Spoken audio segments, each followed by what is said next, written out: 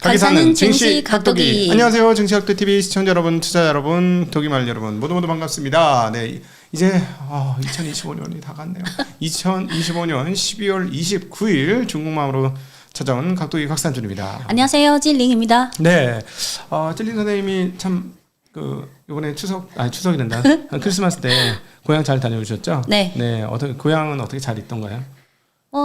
전형적인 중국 동북 지역 겨울 추웠겠다. 그러면 그죠? 그러면은 옛날 우리 한국은 가끔씩 가면 한 해가 다르게 바뀌네 막 이런 게 있었는데 중국도 그랬잖아요. 최근에 뭐 선전이라든가 상하이는 끊임없이 변했는데 어땠습니까? 근데 저희 고향은 저는 한 3개월 단위로 계속 가니까 그렇게 큰 변화는 느끼지 못하는 것 같아요. 그래도 뭐 곳곳에서 공사하고 있는 그런 분위기는 있는가요? 노후 주택이나 그런 재건축은 있는데 신규 주택은 거의 건설할 만한 데는 다 했잖아요. 그래서 그렇구나. 노후 주택 약간 개조나 그런 거는 종종 보이곤 해요. 그 외에는 비슷하다. 그렇구나. 네. 어떻게 크리스마스 뭐 파티 같은 건 하셨습니까? 아니요, 그냥 부모님이랑 가족들이랑 같이 오붓하게 식사하고 특별한 건 없었어요. 그러니까 한국 같은 경우는 약간 케이크를 먹는 성향이 약간 있어요. 크리스마스 때는 케이크를 그리고 제빵 제과점들이 대박인 거고. 네. 일본 사람들은 정말 신기하게도 켄터키 프라이드 치킨을 먹는다 그러고. 혹시 중국은 따로 먹는 거는? 저희 집이 좀 단 거나 그런 거를 잘 안 좋아해서 특히 아버지가 단 거나 좀 자극적인 걸 안 좋아하셔서 그냥 특히 뭐 생신이나 생일날에만 케이크 사고 뭐 다른 명절에는 그냥 외식하거나 집에서 아버지가 요리를 잘하시기 때문에 그러니까 그래. 그래도 생일날 케이크 먹긴 하네. 케이크. 그냥 뭐 생일 축하다 노래 정도는 대충 해야 되잖아요. 해야 되니까 너무 없이 하면 밋밋해. 네. 그래서 생일 때 케이크가 자리 잡은 것 같아. 뭔가 이렇게 축하해주고 싶은데 우리가 좀 밋밋하니까. 사실 매년 케이크 근데 조금 촌스럽긴 한데 그래도 해야 되니까. 없이 그냥 생일 축하합니다. 노래 불러. 우리가 이제 그런 문화가 많지 않았던 것 같아. 어때요? 원래 한국 사람들은 가무에 능하거든. 그래서 막 이렇게 가무에 능하시잖아. 아니요. 왜 그러세요? 내년도에는 우리 찐 선생님이 가무에 굉장히 능하시거든요. 가무를 한번 볼 날이 오실 겁니다. 가무 쪽은 아무래도 할아버지 할머니 유전자가 있기 때문에 제가 나주의 손녀잖아요. 그렇죠. 그래서 그런 유전자의 힘. 네, 아주 가무에 능하십니다. 네. 자, 오늘 시장 어떻게 됐나요? 대체로 보합권이네요.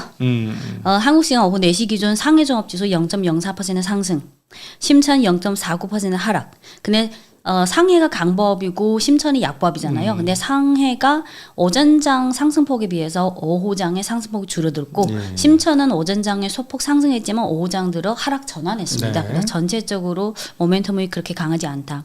그리고 오후 4시 기준 항생지수 0.45% 하락, 항생테크 0.26% 상승. 항생지수도 오전장에는 좀 상승했는데 오후장 들어서 하락 전환했습니다. 오늘 내용은 주로 정책이랑 산업 동향 두 가지로 나누는데요. 정책 관련해서는 재정 정책, 부동산 관련 정책, 첨단 산업 육성 정책 세 가지 말씀드리고 산업 동향 관련해서는 화웨이, 휴머노이드 로봇, 상업 우주 관련해서 업데이트 해드리겠습니다. 오늘 중국 증시 중 상승 업종은 화학, 섬유 3%대, 정유, 천연가스 2%대, 그 외에 우주, 항공, 방산, 발전 설비, 가스, 자동차, 부품 1% 상승했고 하락 업종은 전력, 귀금속, 소매, 정밀화학, 보험, 기초금속, 무역, 건설기계, 제약 등이 1% 하락했습니다. 오늘이 월요일이니까 지난주 금요일 장 마감 후부터 나온 내용을 지금까지 업데이트 해드리겠습니다. 첫 번째는 재정정책과 관련해서는 과거 시황에서도 말씀드렸다시피 중국이 내수가 계속해서 둔화세가 유지되다 보니까 정부 차원에서 이구환신 등 재정 예산을 통해서 내수가 더 많이 떨어지지 않게 받쳐주는 역할. 그래서 요 내수 이구환신 재정 예산이 2024년 1,500억 yuan, 30조 원이고요. 2025년 올해는 배증시켜서 3,000억 yuan, 원화로 60조 원. 내년에 관해서는 12월 27일부터 28일까지 전국 재정사업회의라는 회의가 열려서 내년에도 올해에 이어서 계속해서 이구환신 재정 예산을 투입하겠다. 하지만 정확히 몇억 yuan까지는 명시하지 않았습니다. 하지만 그 문구, 회의에서 나온 문구를 보면 내년에 재정을 소비 진작을 위해서 재정을 대대적으로 뭐 투입하겠다. 그리고 소비 관련 전문 행동 강화하겠다. 올해 이어서 내년에도 이구환신 관련 재정 예산을 투입하겠다. 그리고 올해에 이어서 내년에는 여러 가지 개선하는 작업도 계속해서 하겠다. 그래서 내년에도 아마 올해가 60조 원이니까 내년에도 최소 60조. 근데 어디까지 투입할지는 아직은 모릅니다. 아마 내년 3월 전인대 전후쯤에 나오지 않을까 싶어요. 예. 그리고 두 번째 부동산 관련 정책에서는 부동산 지표가 계속해서 둔화 중이잖아요. 네, 중국의 부동산 그 맞벌이 부부가 같이 부동산 대출을 갚을 때는 하나는 주택담보대출, 한국이랑 비슷하고요.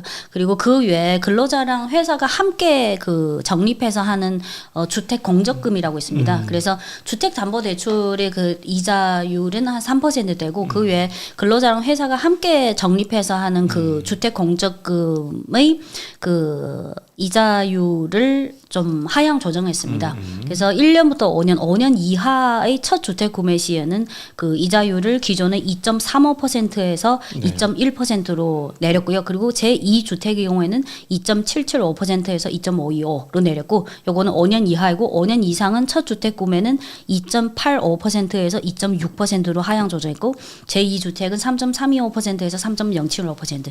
그래서 주택 공적금, 한국에서는 좀 다른 명칭을 사용하는 것 같은데 주택 공적금의 이자율을 좀 하향 조정했습니다. 네. 그래서 부동산 관련해서는 진작은 어렵지만 정부 차원에서 뭔가 밑받침을 해줘야 되는 작업은 계속해서 하고 있다. 그리고 예를 들어서 만약 100만 yuan에 해당되는 집을 샀을 때 만약 전체 대출 금액이 100만 yuan에 해당된다. 그러면 요거 이자율을 인하하고 나서 절약할 수 있는 금액이 첫 주택인 경우는 4.76만 yuan, 제2주택은 4.92만 yuan, 한 5만 yuan 정도 좀 내릴 수 있다, 비용을. 네. 그리고 세 번째 정책은 첨단 육성 산업 관련 정책인데요.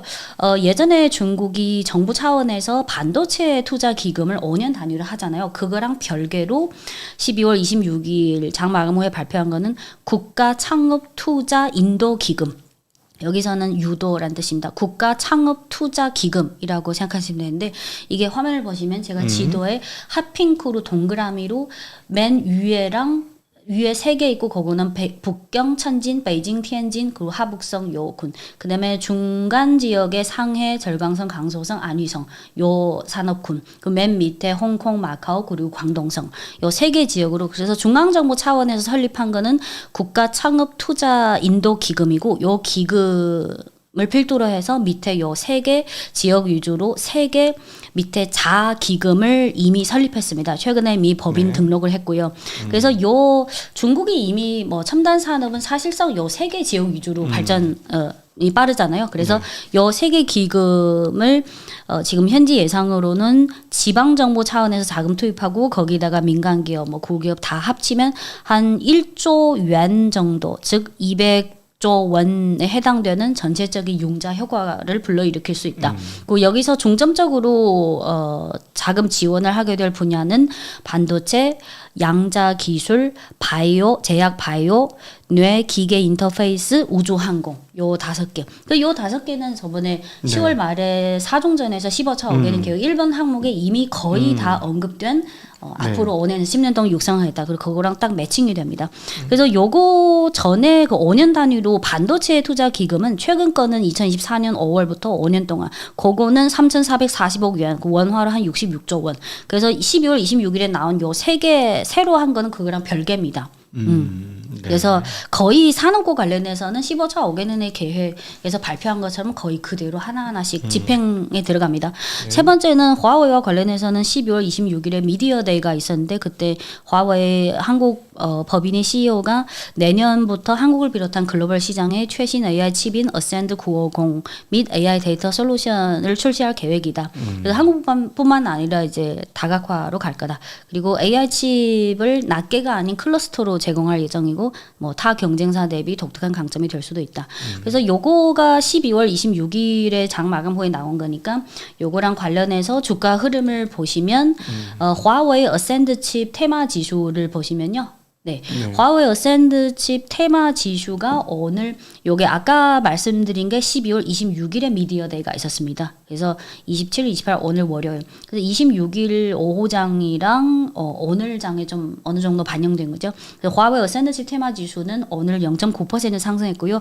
오늘 캡처한 거는 장 마감 한 30분에서 60분 전 버전입니다. 네. 화웨이 어센드 칩 테마 지수가 0.9% 상승했고 네. 이어서 엔비디아 테마 지수는 0.09% 강보합으로 마감했습니다. 그리고 몇 개 GPU나 반도체 종목을 보면 모어스웨즈는 오늘 0.3% 오늘 반도체주가 오전장에는 좀 올랐는데 오후장에 상승폭이 줄어들거나 또는 하락 전환하는 종목이 대부분 네. 있습니다. 네네. 모어스웨즈 오늘 0.3% 강보합으로 마감했고 또 메타 X는 오전장에는 플러스였는데 오후장에 0.7% 하락 전환했습니다. 네. 그리고 이어서 캠브리카는 오늘 좀 다른 종목이랑 별개로 오늘 4%대 상승했습니다.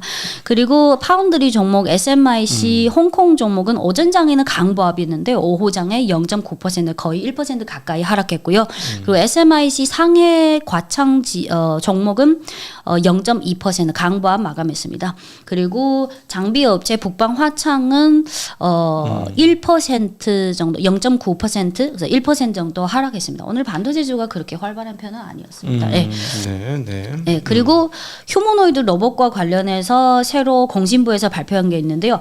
우선 휴머노이드 로봇을 국가의 전략 산업으로 본격적으로 육성하겠다. 네. 요 정책은 2023년 11월에 나온 겁니다. 그 후에 몇 년 동안 열심히 해서 이번에 나온 거는 12월 26일에 공신부에서 뭘 발표했냐면 산업이 점점 확장되면 그 산업에 해당되는 감독 관리 기준, 뭐 기술 표준 그거를 체계적으로 잡아야 되잖아요. 네. 그래서 2026년 12월 26일에 공신부에서 뭘 설립했냐면 휴머노이드 로봇 및 체화 지능 표준화 기술위원회, 네. 표준화 기술위원회 출범식을 가졌습니다. 그러면 공무원나 뭐 과학자나 전문가도 요 위원으로 들어가지만 중국의 상위 로봇 업체인 유니트리의 대표, 요 사진에 나오는 왼쪽에서 세 번째 유니트리 CEO, 그리고 오른쪽에서 두 번째가 또 상위 기업 중에 에지봇이 있습니다. 오른쪽 두 번째가 에지봇의 CEO. 그래서 요 휴머노이드 로봇 및 체화 지능 표준화 기술위원회에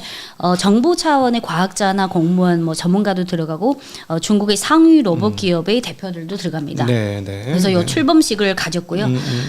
그리고 오늘 요게 12월 26일에 출범식을 가졌으니까 12월 26일 오후장 그리고 오늘장에 좀 반영된대요. 네. 중국 증시 중 휴머노이드 로봇 테마 지수의 흐름을 보여요. 이게 좌측이 유니트리 창업자고 우측이 에지봇 창업자입니다. 유니트리 창업자는 90년생이고 에지봇 창업자는 93년생입니다. 네, 이어서 진짜 젊네. 네, 요게 그 오른쪽에 에지봇 창업자가 화웨이에서 한 2년 정도 반도체 국산화 그 팀에서 그 화웨이 천재소년 프로젝트라고 거기서 2년 정도 하다가 나와서 창업한 겁니다. 네. 근데 안경을 저렇게 써서 그러네. 왼쪽 사람도 나이가 더 들어 보여. 그리고 유니트리 창업자가 90년생인데 예전에 말씀드렸는지 모르겠지만 어렸을 때부터 수학이나 이공계는 엄청 잘했는데 영어 고등학교 1학년부터 3학년까지 영어 합격한 게 딱 3번입니다. 네.